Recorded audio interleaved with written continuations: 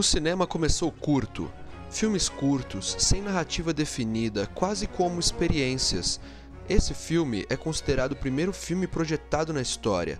Chama-se A Chegada do Trem à Estação e foi feito pelos irmãos Lumière, os que criaram a câmera de cinema.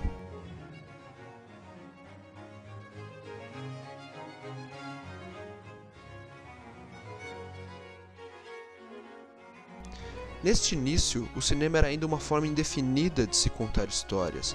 A câmera copiava o ponto de vista de um observador de um teatro, era fixa, e a ação se desenvolvia em frente à câmera, como se fosse um palco.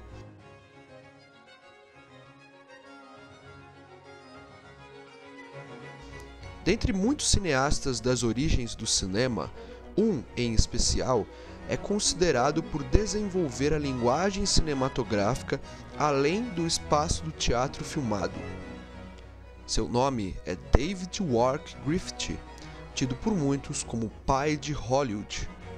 Ficou famoso por fazer muitos filmes, dentre eles um filme feito em 1914 chamado O Nascimento de uma Nação.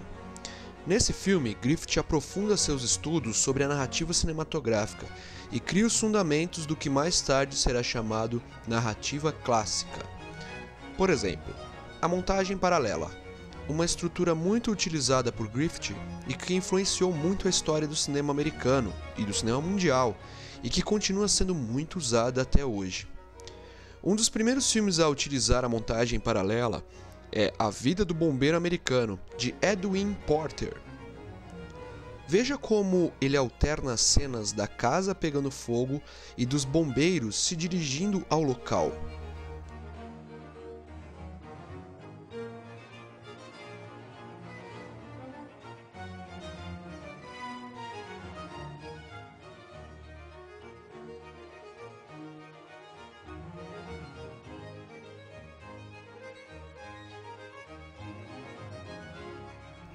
A montagem paralela será desenvolvida e explorada por Griffith principalmente com o intuito de prender a atenção do espectador.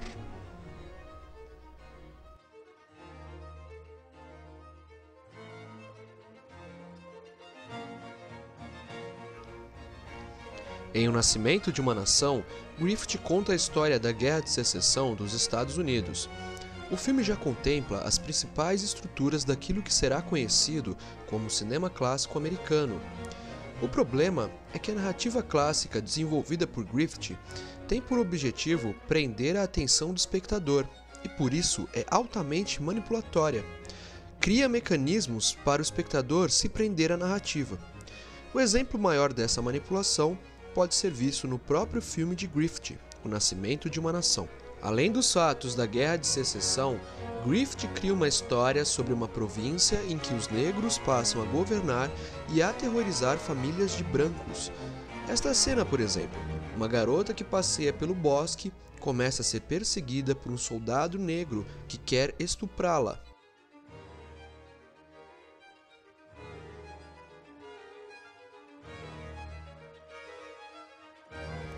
A garota se joga no precipício para não cair nas mãos do soldado negro.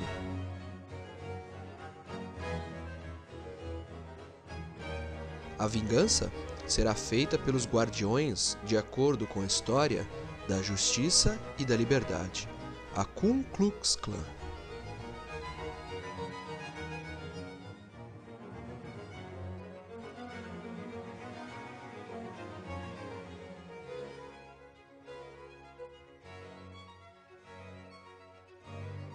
Repare ainda que o grau de manipulação nesse filme é ainda maior. O ator que representa o soldado negro não é negro, é um ator branco maquiado. Talvez porque nenhum ator negro representaria um papel desses.